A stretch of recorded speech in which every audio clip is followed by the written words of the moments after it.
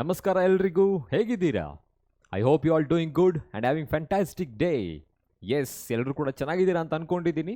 So ಇವತ್ತು ಈ ಒಂದು ಸೆಷನಲ್ಲಿ ನಾನು ನಿಮಗೆ how to solve biology question paper easily ಅನ್ನೋ ಕಾನ್ಸೆಪ್ಟನ್ನು ತಿಳಿಸ್ಕೊಡ್ತೀನಿ.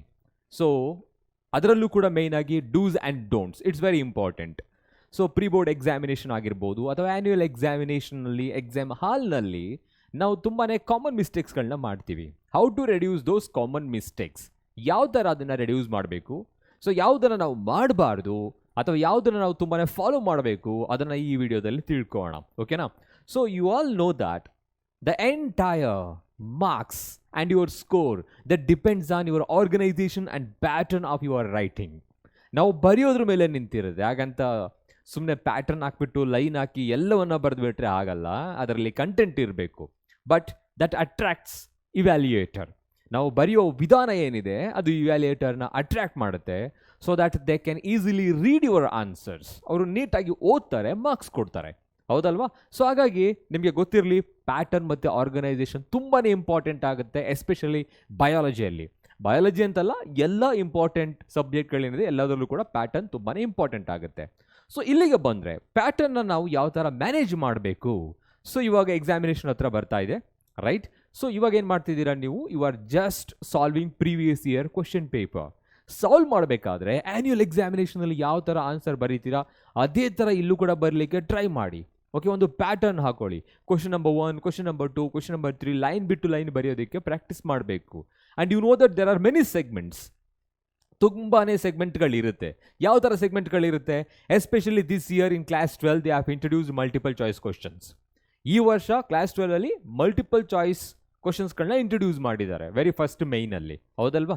ಇನ್ನು ಕ್ಲಾಸ್ 10ಗೆ ಬಂತು ಅಂತ ಹೇಳಿದ್ರೆ ಅಲ್ಲಲ್ಲಿ CBSE ಮತ್ತು ಸ್ಟೇಟಲ್ಲಿ ನಾರ್ಮಲ್ ಆಗಿ ಮಲ್ಟಿಪಲ್ ಚಾಯ್ಸ್ ಕ್ವಶನ್ಸ್ಗಳಿದ್ದೇ ಇರುತ್ತೆ. CBSEಯಲ್ಲಿ ಮಧ್ಯದಲ್ಲಿ ಬಯಾಲಜಿಯಲ್ಲಿ ಎಸ್ಪೆಷಲಿ 5 to 6ಗಳಿರುತ್ತೆ, ಅಂದರೆ ಇನ್ಕ್ಲೂಡಿಂಗ್ ದಟ್ ಅಸೆಷನ್ ಆ್ಯಂಡ್ ರೀಸನಿಂಗ್ಗೆ ಬಂದರೆ.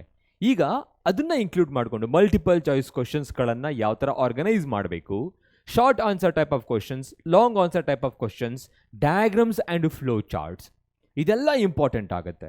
You know that while you are answering for the multiple choice questions, ಅವುಗಳಿಗೆ ಆನ್ಸರ್ ಮಾಡುವಾಗ we don't want to write the ಕ್ವಶನ್ಸ್ಗಳನ್ನು ಬರೆಯೋ ಅವಶ್ಯಕತೆ ಇಲ್ಲ. ಮೈನ್ ನಂಬರ್ ಹಾಕ್ತೀರಾ, ಕ್ವಶನ್ ನಂಬರ್ ಹಾಕ್ತೀರಾ, ಜೊತೆಗೆ ಅದ್ರ ಮುಂಭಾಗದಲ್ಲಿ ಜಸ್ಟ್ ಆಪ್ಷನ್ನ ಬರೀತೀರಾ. That's it. 1 word 1 mark.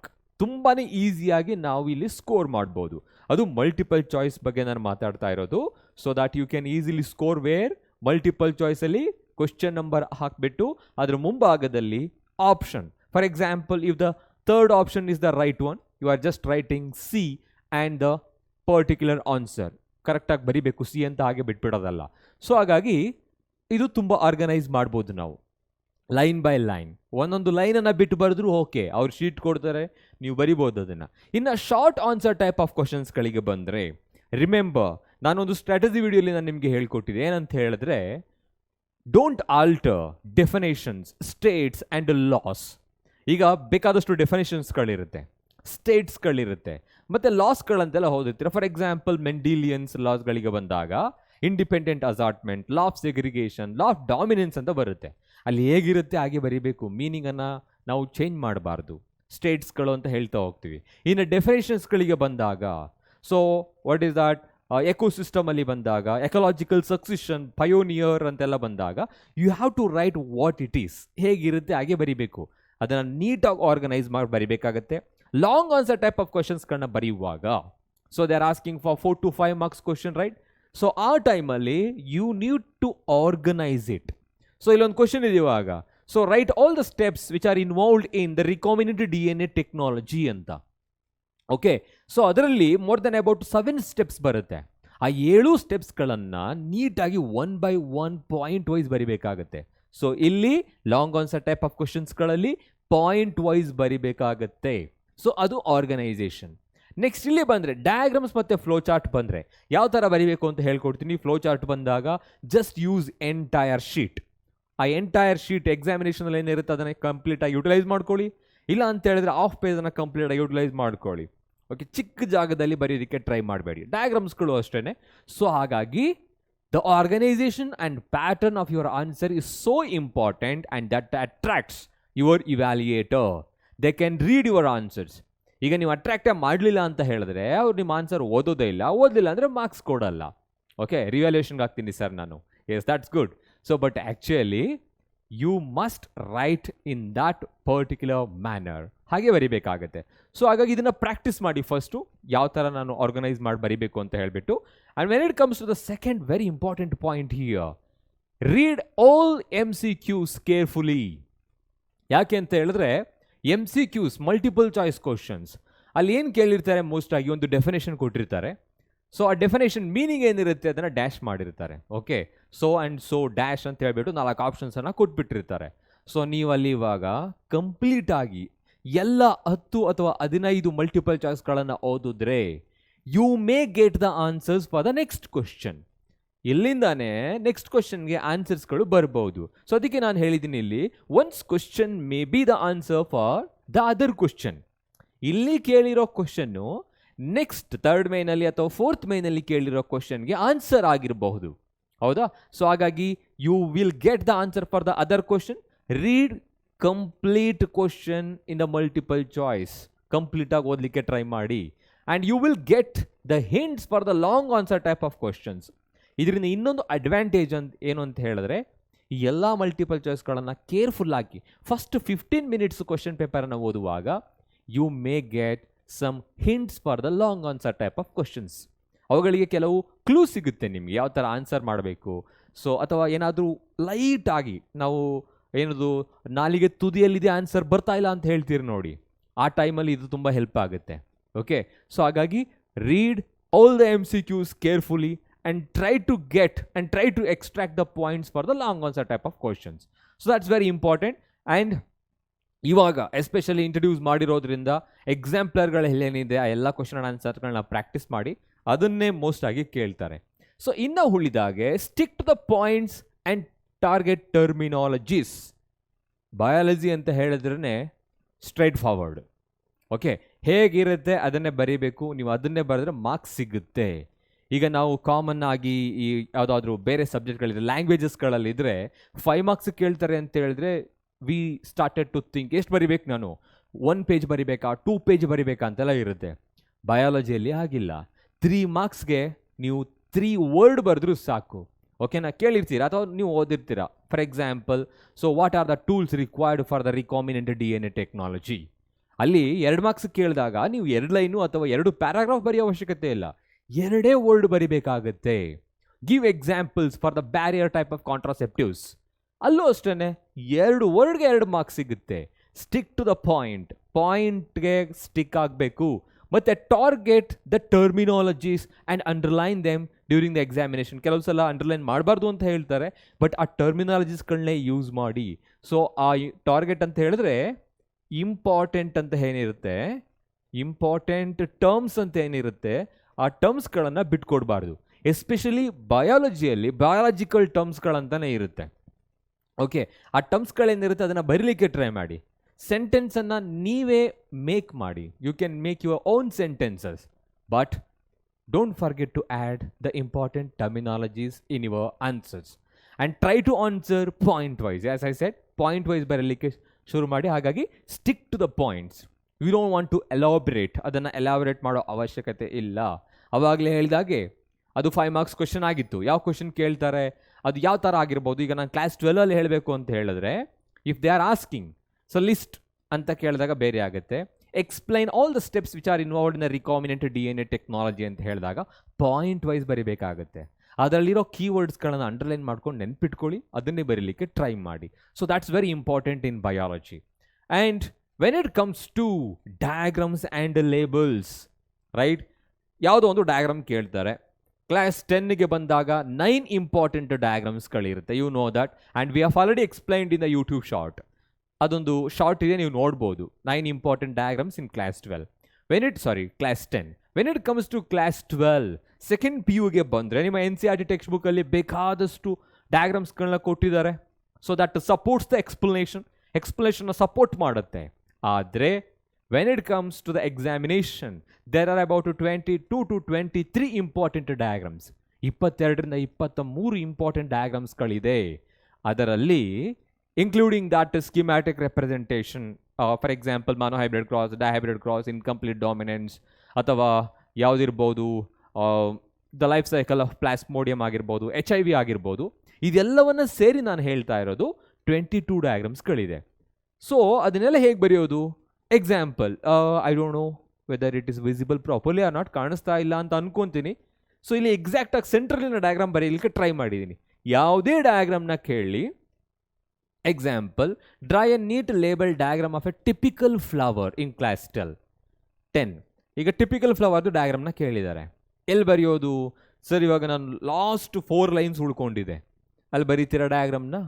You have to skip that and try to write that in the next page, especially in the middle of the page. ಬರೀರಿ, ಶೀಟ್ ಕೊಡ್ತಾರೆ, additional sheet ಕೊಡ್ತಾರೆ, but ನಾವು ಅದನ್ನು ಪ್ರಾಪರಾಗಿ ಯುಟಿಲೈಸ್ ಮಾಡ್ಕೊಬೇಕು.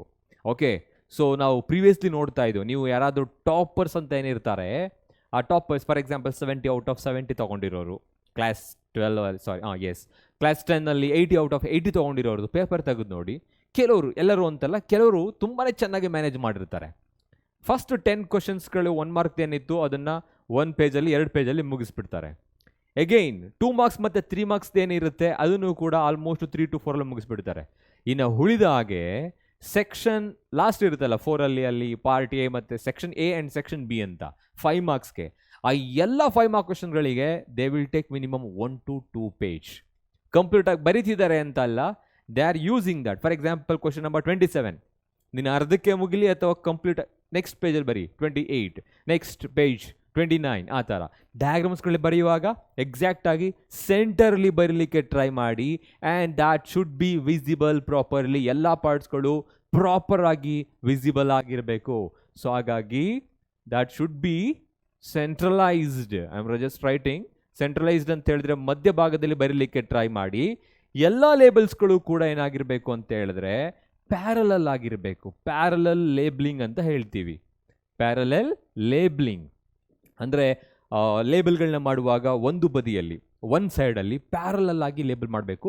Don't use any arrow ಮಾರ್ಕ್ಸ್ಗಳನ್ನ ಹಾಕಬೇಡಿ. So ಬಯಾಲಜಿಯಲ್ಲಿ ತುಂಬಾ important ಯಾವುದು? ಡಯಾಗ್ರಾಮ್ಸ್ಗಳು. ಎಷ್ಟು ಮಾರ್ಕ್ಸಿಗೆ ಬರುತ್ತೆ ಸರ್ ಆಗಿದ್ರೆ? Yes of course, in 2019 and 20 they have asked 22 marks. 22 ಮಾರ್ಕ್ಸ್ಗೆ ಬರೀ ಡಯಾಗ್ರಾಮ್ನೇ ಕೇಳಿದ್ದಾರೆ. ಪಾಸೇ ಆಗೋಯ್ತಲ್ಲ ಸರ್, ಹೌದಲ್ವಾ? ಆಲ್ಮೋಸ್ಟ್ ಪಾಸ್ ಆಗೋಯ್ತಲ್ಲಿಗೆ 28 ತೊಗೊಂಡ್ರೆ ಅಂತ. ಸೊ ಹಾಗಾಗಿ ಎಲ್ಲ ಡಯಾಗ್ರಾಮ್ಸ್ಗಳನ್ನ ಪ್ರಾಕ್ಟೀಸ್ ಮಾಡಿ, ಲೇಬಲ್ಗಳು ಗೊತ್ತಿರಬೇಕು. Sir I know diagram but I don't know labels. Label ಗೊತ್ತಿಲ್ಲ ಅಂತ ಹೇಳಿದ್ರೆ ಖಂಡಿತ ಅದು ಯೂಸ್ಲೆಸ್. ರೀಸನ್ ಈಸ್ 5 ಮಾರ್ಕ್ಸ್ಗೆ ಡಯಾಗ್ರಾಮ್ ಕೇಳ್ತಾರೆ ಅಂತ ಹೇಳಿದ್ರೆ ಅದು ಕ್ಲಾಸ್ 10 ಆಗಿರ್ಬೋದು ಅಥವಾ ಕ್ಲಾಸ್ 11, 12 ಆಗಿರ್ಬೋದು, 1 ಮಾರ್ಕ್ ಮಾತ್ರ ಡಯಾಗ್ರಾಮ್ಗೆ ಡೆಡಿಕೇಟ್ ಆಗಿರುತ್ತೆ. Rest of the 4 marks is dedicated. 4 marks are dedicated to labelling. ಓಕೆನಾ? ನೀವು ಲೇಬಲ್ಗೆ ಅದು ಡೆಡಿಕೇಟ್ ಆಗಿರುತ್ತೆ. 8 ಡಬಲ್ ಮಾಡ್ಬೇಕು ನಾವು ಲೇಬಲಿಂಗನ್ನು. ಒಂದೊಂದು ಲೇಬಲ್ಗಳು ಹಾಫ್ ಮಾರ್ಕನ್ನು ಕ್ಯಾರಿ ಮಾಡ್ತಾ ಇರುತ್ತೆ. ಸೊ ಹಾಗಾಗಿ ಡಯಾಗ್ರಾಮ್ ಬರೀರಿ, ಸ್ಟ್ರಕ್ಚರ್ ಕರೆಕ್ಟ್ ಆಗಿರಬೇಕು. ಅದು ಎಕ್ಸಾಕ್ಟಾಗಿ ಬುಕ್ಕಲ್ಲಿ ಇರುತ್ತೆ ಹೇಗಿರುತ್ತೆ ಅದೇ ಥರ ಬರಿಬೇಕು ಅಂತ ಏನಿಲ್ವಲ್ಲ. ಸ್ವಲ್ಪ ಏರುಪೇರು ಆಗುತ್ತೆ, ಪರವಾಗಿಲ್ಲ, ಸ್ಟ್ರಕ್ಚರ್ ಕರೆಕ್ಟ್ ಆಗಿರಬೇಕು. ಓಕೆ, ಅಂದರೆ for example if you are writing male reproductive system ಬರಿತಾ ಇರ್ತೀರಾ. ಸೊ ಎಲ್ಲಿ ಟೆಸ್ಟಿಕಲ್ಸ್ ಪೊಸಿಷನ್ ಹೇಗಿರಬೇಕು, ಓಕೆ, ಸಮೈನಲ್ ವೆಸಿಕಲ್ಸ್ ಎಲ್ಲಿರಬೇಕು, ಪ್ರೋಸ್ಟೇಟ್ ಗ್ಲ್ಯಾಂಡ್ ಮತ್ತು ಬಲ್ಬೋ ಯುರೇಥ್ರಲ್ ಗ್ಲ್ಯಾಂಡ್, ಆ ಎಲ್ಲ ಸ್ಟ್ರಕ್ಚರ್ ಕರೆಕ್ಟ್ ಆಗಿದ್ರೆ ಒಂದು ಲೆವೆಲ್ಗೆ ನಿಮ್ಮ ಡಯಾಗ್ರಾಮ್ ಆ ಕಡೆ ಈ ಕಡೆ ಹೋದ್ರೂ ಮಾರ್ಕ್ಸ್ ಸಿಗುತ್ತೆ. ಲೇಬಲ್ಗಳು ಗೊತ್ತಿರಬೇಕು. ಓಕೆ, ಸೊ ಹಾಗಾಗಿ practice all the diagrams. Try to write that diagram in the middle, not in the ಕಾರ್ನರಲ್ಲಿ ಬರೀದಕ್ಕೆ ಟ್ರೈ ಮಾಡಬೇಡಿ. ಸೊ ಇದನ್ನೇ ಹೇಳಿದ್ದು ಡೂಸ್ ಆ್ಯಂಡ್ ಡೋಂಟ್ಸ್ ಅಂತ. ಓಕೆ, ಸೊ ನೆಕ್ಸ್ಟ್ ಇಲ್ಲೊಂದು ಎಕ್ಸಾಂಪಲ್ ಕೊಟ್ಟಿದ್ದೀನಿ ನಾನು ನಿಮಗೆ. I have taken one example bioreactor diagram ಇದೆ. ಸೊ ಇಲ್ಲಿ ಏನು ಮಾಡಿದ್ದೀನಿ ನಾನು, ಒಂದು ಸೈಡಲ್ಲಿ ಎಲ್ಲ ಲೇಬಲ್ಸ್ಗಳನ್ನ ಮಾಡಲಿಕ್ಕೆ ಟ್ರೈ ಮಾಡಿದ್ದೀನಿ. So for example motor, foam breaker, flat bladed impellers, culture, broth and also sterile air. So ಅದೇ ಥರ ಇನ್ನೊಂದು ಈ ಕಡೆ ಬರೆದಿದ್ದೀನಿ ನಾನು. ಯಾಕೆ ಅಂತ ಹೇಳಿದ್ರೆ if the labels are overlapping then you have to write that in the other side, ಬೇರೆ ಸೈಡಲ್ಲಿ ಬರಿಬೇಕಾಗುತ್ತೆ. ಸೊ ಹಾಗಾಗಿ ಎಲ್ಲ ಡಯಾಗ್ರಾಮ್ಸ್ಗಳನ್ನು ಪೇಜ್ನ ಸೆಂಟರ್ಲಿ ಬರೀಲಿಕ್ಕೆ ಟ್ರೈ ಮಾಡಿ, ಮಧ್ಯದಲ್ಲಿ ಬರಲಿಕ್ಕೆ ಟ್ರೈ ಮಾಡಿ. ಆದಷ್ಟು ಸ್ವಲ್ಪ ಎನ್ಲಾರ್ಜ್ ಮಾಡಿ. ನಿಮ್ಮ ಟೆಕ್ಸ್ಟ್ ಬುಕ್ಕಿನಲ್ಲಿ ಎಷ್ಟು ಗಾತ್ರ ಇರುತ್ತೆ ಅಷ್ಟೇ ಬರಬೇಕು ಅಂತೇನಿಲ್ವಲ್ಲ, ಎನ್ಲಾರ್ಜ್ ಮಾಡಿ. ಎಲ್ಲ ಪಾರ್ಟ್ಸ್ಗಳು ವಿಸಿಬಲ್ ಆಗಿರಬೇಕು. ಲೇಬಲ್ ತುಂಬಾ ಇಂಪಾರ್ಟೆಂಟ್ ಆಗುತ್ತೆ, ಅದಕ್ಕೆ ಮಾರ್ಕ್ಸ್ಗೆ ಇರೋದು. ಓಕೆ, ಸೊ ಹಾಗಾಗಿ ಡಯಾಗ್ರಾಮ್ಸ್ಗಳನ್ನ ಪ್ರಾಕ್ಟೀಸ್ ಮಾಡಿ, ಸೆಂಟ್ರಲ್ಲಿ ಬರೀರಿ, ಆರ್ಗನೈಸ್ ಮಾಡಿ, ತುಂಬಾ ಚೆನ್ನಾಗಿ ಬರೆಯೋದ್ರಿಂದ ನಿಮಗೆ ಮಾರ್ಕ್ಸ್ ಖಂಡಿತ ಸಿಗುತ್ತೆ. So that's the thing, you will get it.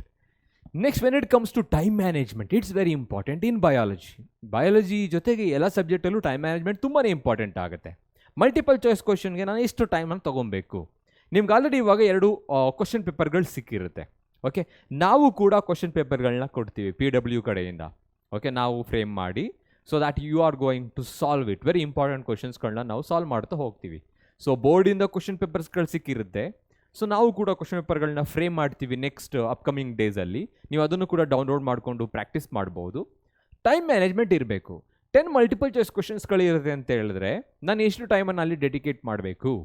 Okay, ನೀವು ಅಲ್ಲಿ ಪ್ರಾಕ್ಟೀಸ್ ಮಾಡಿದ್ರೆ ನೀಟ್ಗೂ ಕೂಡ ಅದು ತುಂಬಾ ಇಂಪಾರ್ಟೆಂಟ್ ಆಗುತ್ತೆ, ಮಲ್ಟಿಪಲ್ ಚಾಯ್ಸ್ಗಳು. ಓಕೆ, ಹಾಗಾಗಿ for example I am taking 15 minutes to solve all 10 multiple choice question. 15 ನಿಮಿಷ ತೆಗೆದುಕೊಳ್ತೀನಿ. Okay, next 5 fill in the blanks ಇರುತ್ತೆ ಅಂತ ಹೇಳಿದ್ರೆ yes, I am taking just 5 minutes to complete that or 10 minutes to complete that. Total ಆಗಿ ಅಲ್ಲಿಗೆ 25 minutes ಆಯಿತು. ಅಥವಾ 30 minutes plus 5 minutes bonus ಅಂತ ತಿಳ್ಕೊಂಡ್ರು 30 minutes ಆಯಿತು. Leave the 30 minutes for the multiple choice as well as the fill in the blanks.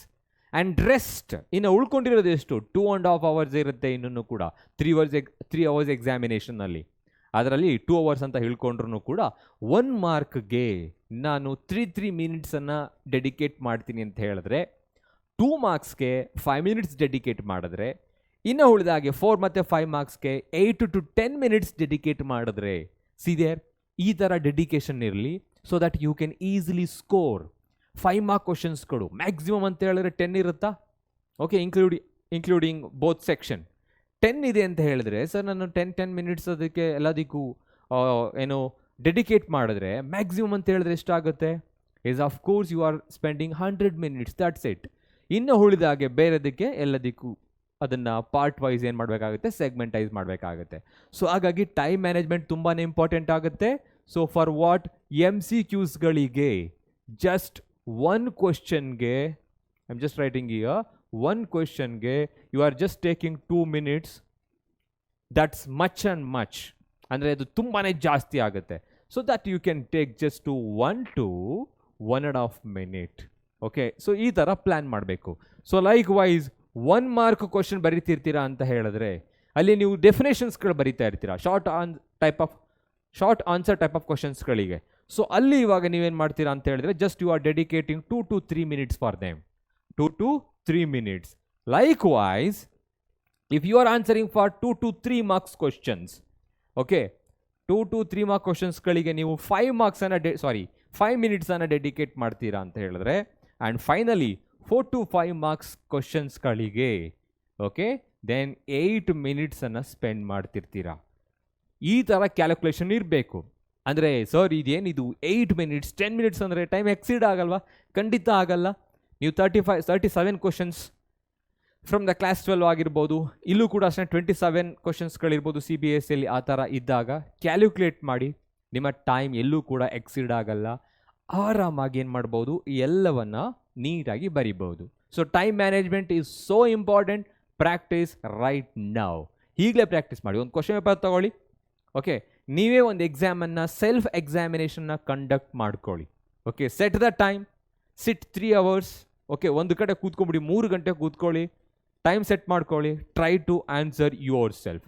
Question paper ಯಾವ್ದು ಸಿಗುತ್ತೆ sir? ಆವಾಗಲೇ ಹೇಳಿದಾಗೆ ನಾವು ಕೂಡ ರಿಲೀಸ್ ಮಾಡ್ತೀವಿ, ಡೌನ್ಲೋಡ್ ಮಾಡ್ಕೊಳ್ಳಿ. ಇಲ್ಲ ಬೇರೆ ಕಾಲೇಜ್ಗಳಲ್ಲಿ ಎಕ್ಸಾಮಿನೇಷನ್ ಆಗಿರುತ್ತೆ, ಆ ಕ್ವಶನ್ ಪೇಪರ್ ತಗೊಳ್ಳಿ. ಆನ್ಸರ್ ನೋಡೋಕೆ ಹೋಗ್ಬಿಡಿ, ಪ್ರಿಪೇರ್ ಆಗಿದ್ದೀರಾ. Just sit and try to write the examination for that question paper. Okay, with all these pointers. ಆವಾಗ ನಿಮಗೆ ಗೊತ್ತಾಗುತ್ತೆ ಟೈಮ್ ಮ್ಯಾನೇಜ್ಮೆಂಟ್ ಹೇಗಿದೆ ಅಥವಾ ನಾನು ಯಾವ ಥರ ಪ್ರಿಪೇರ್ ಆಗಿದ್ದೀನಿ ಅಂತೆಲ್ಲ ಗೊತ್ತಾಗುತ್ತೆ. ಓಕೆ, ಸೊ ಹಾಗಾಗಿ 1 or 2 ಸೆಲ್ಫ್ ಎಕ್ಸಾಮಿನೇಷನ್ ತುಂಬಾ ಇಂಪಾರ್ಟೆಂಟ್ ಆಗುತ್ತೆ, ಅದು ಬೋರ್ಡ್ ಎಕ್ಸಾಮಿನೇಷನ್ಗಳಿಗೆ. Okay, and when it comes to the final one, try to attend all the questions. ನೀವು ಕ್ಲಾಸ್ 10 ಇದ್ದೀರಾ ಅಥವಾ ಕ್ಲಾಸ್ 12 ಇದ್ದೀರಾ ಅಂತ ಹೇಳಿದ್ರೆ ಕ್ಲಾಸ್ 10 80 marksಗೆ ಕೇಳ್ತಾರೆ, ಹೌದಾ? ಬಟ್ ಕ್ವಶನ್ ಪೇಪರ್ 80 marksಗೆ ಸೆಟ್ ಆಗಿರಲ್ಲ. ಕ್ಲಾಸ್ 12 70 marksಗೆ ಇರುತ್ತೆ, ಕ್ವಶನ್ ಪೇಪರ್ 105ಗೆ ಸೆಟ್ ಆಗಿರುತ್ತೆ, 105 marksಗಳಿಗೆ ಸೆಟ್ ಆಗಿರುತ್ತೆ. ನೀವು ಟಾಪರ್ಸ್ ಏನಿರ್ತಾರೆ 70 out of 70 ತೆಗೆದಿರೋದು ಆನ್ಸರ್ ಶೀಟ್ ತೆಗೆದು ನೋಡಿ, ಅವರು 105 marksಗೆ ಆನ್ಸರ್ ಮಾಡಿರ್ತಾರೆ, ಅವ್ರು ತಗೊಳ್ಳೋದು 70 ಔಟ್ ಆಫ್ 70ನೇ, 105ಕ್ಕೂ ಆನ್ಸರ್ ಮಾಡಿರ್ತಾರೆ. ಸೊ ಯಾಕೆ ಆ ಥರ ಮಾಡಬೇಕು ಅಂತ ಹೇಳಿದ್ರೆ, ಯಾವುದಾದ್ರೂ ಒಂದು ಸೆಕ್ಷನ್ ಡಿಯಲ್ಲಿ, ಓಕೆ, ಅಲ್ಲಿ ಬಂದರೆ ಪಾರ್ಟ್ ಡಿಯಲ್ಲಿ ಬಂದಾಗ ಸೆಕ್ಷನ್ ಎ ಮತ್ತು ಸೆಕ್ಷನ್ ಡಿಗೆ ಬಂದಾಗ 4 ಇರುತ್ತೆ, 3 ಆನ್ಸರ್ ಮಾಡಬೇಕು ಅಂತ ಇರುತ್ತೆ ಅಂತ ತಿಳ್ಕೊಳ್ಳೋಣ. ಆ 4ಕ್ಕೂ ಆನ್ಸರ್ ಮಾಡಲಿಕ್ಕೆ ಟ್ರೈ ಮಾಡಿ. ಎಲ್ಲದಕ್ಕೂ ಮಾರ್ಕ್ಸ್ ಕೊಡ್ತಾರೆ, ಯಾವುದು ಬೆಟರ್ ಇರುತ್ತೆ, ಯಾವುದು ಜಾಸ್ತಿ ಮಾರ್ಕ್ಸ್ ಬರುತ್ತೆ ಅದನ್ನು ನಾವೇನು ಮಾಡ್ತೀವಿ, ಸೊ ಇವ್ಯಾಲ್ಯೂಯೇಟರ್ಸ್ ಆದವರು ಅದನ್ನು ಸೆಲೆಕ್ಟ್ ಮಾಡ್ಕೊತೀವಿ. ಸೊ ಹಾಗಾಗಿ try to attend all the questions, ಎಲ್ಲ ಕ್ವಶನ್ಸನ್ನು ಅಟೆಂಡ್ ಮಾಡಲಿಕ್ಕೆ ಟ್ರೈ ಮಾಡಿ, ಇನ್ಕ್ಲೂಡಿಂಗ್ ದ ಚಾಯ್ಸಸ್. ಆ ಚಾಯ್ಸಸ್ಗಳನ್ನೂ ಕೂಡ ಬಿಡೋಕೆ ಹೋಗ್ಬೇಡಿ, ಟೈಮ್ ಇರುತ್ತೆ. ಟೈಮ್ ಇಲ್ಲ ಅಂದಾಗ ಯಾವುದು ಪರ್ಫೆಕ್ಟ್ ಆಗಿ ಗೊತ್ತಿರುತ್ತೋ ಅದನ್ನೇ ಮಾಡಬೇಕು. ಈಗ ಕೆಲವರು ತುಂಬಾ ಸ್ಲೋ ಆಗಿ ಬರೀತೀರಾ, ವೆಲ್ ಆರ್ಗನೈಸ್ಡ್ ಆಗಿರುತ್ತೆ, ಪ್ಯಾಟ್ರನ್ ಆಗಿ ತುಂಬ ನೀಟಾಗಿ ಬರೀತಾ ಇರ್ತೀರಾ, ಆದರೆ ಟೈಮ್ ಮ್ಯಾನೇಜ್ಮೆಂಟ್ ಗೊತ್ತಾಗಲ್ಲ ನಿಮಗೆ. ಸೊ ಅವಾಗ ನಿಮ್ಗೆ ಯಾವುದು ಪರ್ಫೆಕ್ಟ್ ಆಗಿ ಗೊತ್ತಿರುತ್ತೋ ಅದನ್ನೇ ಮಾಡಿ. ಎಲ್ಲ ಆಪ್ಷನ್ಸ್ಗಳನ್ನು ಅಥವಾ ಎಲ್ಲ ಕ್ವಶನ್ಸ್ಗಳನ್ನ ಅಟೆಂಡ್ ಮಾಡೋ ಅವಶ್ಯಕತೆ ಇರೋದಿಲ್ಲ. ಈಗ 5 ಕ್ವಶನ್ಸ್ ಇರುತ್ತೆ, 5ರಲ್ಲಿ 3 ಬರೀಬೇಕು ಅಂತ ಇರುತ್ತೆ, 3ಅನ್ನೇ ಬರೀರಿ, ಪರ್ಫೆಕ್ಟಾಗಿ ಬರೀರಿ. ಸರ್ ನನಗೆ ಎಲ್ಲ ಕ್ವಶನ್ಸ್ಗಳು ಗೊತ್ತು ಅಂತ ಹೇಳಿದ್ರೆ ಬರೀರಿ ಕೂತ್ಕೊಂಡು, ಓಕೆನಾ. ಸೊ ಹಾಗಾಗಿ try to attend all the questions, that's very important. And the evaluator going to select the best one. ಅವರು ಸರ್ ಈ ಎಕ್ಸ್ಟ್ರಾ ಬರೆದ್ಬಿಟ್ಟಿದ್ದಾನೆ ಅಂತ ಅದನ್ನೇನು ಕಾಟ್ ಮಾಡೋಕ್ಕೆ ಹೋಗಲ್ಲ, ಯಾವುದು ಪರ್ಫೆಕ್ಟ್ ಆಗಿರುತ್ತೆ ಅದನ್ನೇ ಸೆಲೆಕ್ಟ್ ಮಾಡಿಕೊಂಡು ಮಾರ್ಕ್ಸ್ ಕೊಡ್ತಾರೆ, ಓಕೆನಾ. So these are all the pointers you need to remember. I am just gonna recall. So ನಾನು ಏನೇನು ಹೇಳಿದೆ ಅಂತ ಹೇಳಿದ್ರೆ, ಫಸ್ಟು ನಿಮ್ಮ ಆನ್ಸರ್ ಶೀಟ್ ಪ್ಯಾಟರ್ನ್ ಕರೆಕ್ಟ್ ಆಗಿರಬೇಕು, ಆರ್ಗನೈಸೇಷನ್ ಆಗಿರಬೇಕು. ಅದು ಅಂದರೆ ಆರ್ಗನೈಸೇಷನ್ ಕರೆಕ್ಟ್ ಆಗಿರಬೇಕು, ನೀಟಾಗಿ ಬರೀಲಿಕ್ಕೆ ಪ್ರಾಕ್ಟೀಸ್ ಮಾಡ್ಕೊಳ್ಳಿ. ಸೊ ಇವಾಗಲಿಂದ from the beginning of multiple choice questions till the end of the flow chart ಯಾವ ಥರ ಬರೀಬೇಕು ಅಂತ ಹೇಳಿಬಿಟ್ಟು. ಸೊ ನೆಕ್ಸ್ಟ್ ಅದಾದಮೇಲೆ and I thought about this one, MCQsಗಳನ್ನ ಕಂಪ್ಲೀಟಾಗಿ ಓದಬೇಕು. So that question may be the answer for the other question. ಅಲ್ಲಿಗೆ ನಿಮಗೆ ಲಾಂಗ್ ಆನ್ಸರ್ ಟೈಪ್ ಆಫ್ ಕ್ವಶನ್ಸ್ಗಳಿಗೆ ಪಾಯಿಂಟ್ಗಳು ಕೂಡ ಸಿಗಬಹುದು. ಸೊ ಅದೊಂದು ನೆನ್ಪಿಟ್ಕೊಳ್ಳಿ. So next stick to the important points and terminologies. ಬಯಾಲಜಿಯಲ್ಲಿ ಟರ್ಮಿನಾಲಜೀಸ್ಗಳು ತುಂಬಾ ಇಂಪಾರ್ಟೆಂಟ್ ಆಗುತ್ತೆ. ಸೊ ಹಾಗಾಗಿ ಆ ಟರ್ಮಿನಾಲಜೀಸ್ಗಳಿಗೆ ಸ್ಟಿಕ್ ಆಗಿ ಸೆಂಟೆನ್ಸ್ನ ನೀವೇ ಮಾಡಿ, ತೊಂದರೆ ಏನಿಲ್ಲ. But you should write the definition states laws as it is, ಹಾಗೆ ಬರಿಬೇಕಾಗುತ್ತೆ. ಸೊ ನೆಕ್ಸ್ಟ್ ಅದು ಹಾಗೆ ಡಯಾಗ್ರಾಮ್ಸ್ ಹೇಳಿದೆ, ಪರ್ಫೆಕ್ಟ್ ಆಗಿರಬೇಕು, ಮಿಡಲ್ ಆಫ್ ದ ಸೆಂಟ್ರಲ್ ಇರಲಿ, ಲೇಬಲ್ಸ್ಗಳು ಪ್ಯಾರಲಲ್ ಆಗಿರಲಿ, ಪ್ಯಾರಲಲ್ ಲೇಬಲಿಂಗ್ ಅಂತ ಹೇಳ್ತೀವಿ. ಶೇಡಿಂಗ್ ಯಾರೂ ಕೇಳಲ್ಲ ಇವ್ಯಾಲ್ಯೂಯೇಟರ್ಸ್ಗಳು, ಟೈಮ್ ಇದ್ದರೆ ನೀವು ಶೇಡ್ ಕೂಡ ಮಾಡ್ಬೋದು. We need line diagrams, we means evaluators, right? So when it comes to diagrams ಆಯಿತು, time management as I said from the beginning of the MCQs till the end of the long answer type of questions. Self examination is very important. ಯಾವುದಾದ್ರೂ ಒಂದು ಕಾಲೇಜಲ್ಲಿ ಒಂದು preparatory ನಡೆದಿರುತ್ತೆ, college level of preparatory ನಡೆದಿರುತ್ತೆ, ಅಥವಾ ಬೇರೆ ಸ್ಟೇಟಲ್ಲಿ ಆಗಿರುತ್ತೆ. So if you are living in Bangalore, just take ಮೈಸೂರಲ್ಲಿ ನಡೀತಾ ಇರೋ ಪ್ರಿಪರೇಟರಿ, ಡಿಸ್ಟ್ರಿಕ್ಟ್ ಲೆವೆಲ್ ಪ್ರಿಪರೇಟರಿ ನಡೆದಿರುತ್ತಲ್ಲ, ಆ ಪೇಪರ್ ತಗೊಳ್ಳಿ, ಸೆಲ್ಫ್ ಎಕ್ಸಾಮಿನೇಷನ್ ಮಾಡ್ಕೊಳ್ಳಿ, ಸಾಲ್ವ್ ಮಾಡಿ ಒಂದು 3 ಗಂಟೆ ಕೂತ್ಕೊಂಡು. ಓಕೆ, ಸೊ ಅಂದರೆ ಬುಕ್ ನೋಡಿದ ಹಾಗೆ ಎಕ್ಸಾಮ್ ಹೇಗೆ ಬರೀತೀರಾ ಹಾಗೆ ಬರೀರಿ. ಓಕೆ, ಸೊ ಲೈಕ್ ವೈಸ್ ನೀವೇನಾದರೂ ಉಡುಪಿಯಲ್ಲಿದ್ದರೆ ಮೈಸೂರು ತೊಗೊಳ್ಳಿ, ಮಂಡ್ಯದ ತೊಗೊಳ್ಳಿ, ಆ ಥರ ಎಕ್ಸಾಮಿನೇಷನ್ಗೆ ನೀವು ಪ್ರಿಪೇರ್ ಆಗಬೇಕಾಗುತ್ತೆ. Time management is so important. And finally try to attend all the questions as I said. ಎಲ್ಲ ಕ್ವಶನ್ಸ್ಗಳನ್ನ ಅಟೆಂಡ್ ಮಾಡಲಿಕ್ಕೆ ಟ್ರೈ ಮಾಡಿ. ಯಾವುದು ಬೆಸ್ಟ್ ಒನ್ ಪರ್ಫೆಕ್ಟ್ ಆಗಿರುತ್ತೋ ಅದನ್ನು ಇವ್ಯಾಲ್ಯೂಯೇಟರ್ ಸೆಲೆಕ್ಟ್ ಮಾಡ್ಕೊತಾರೆ. ಓಕೆನಾ? So and that's it. I hope you are going to crack the examination and you're gonna score well. ಒಳ್ಳೆ score ಮಾಡ್ತೀರಾ ಅಂತ ಅಂದ್ಕೊಂಡಿದ್ದೀನಿ. And all the best for that. Thank you so much.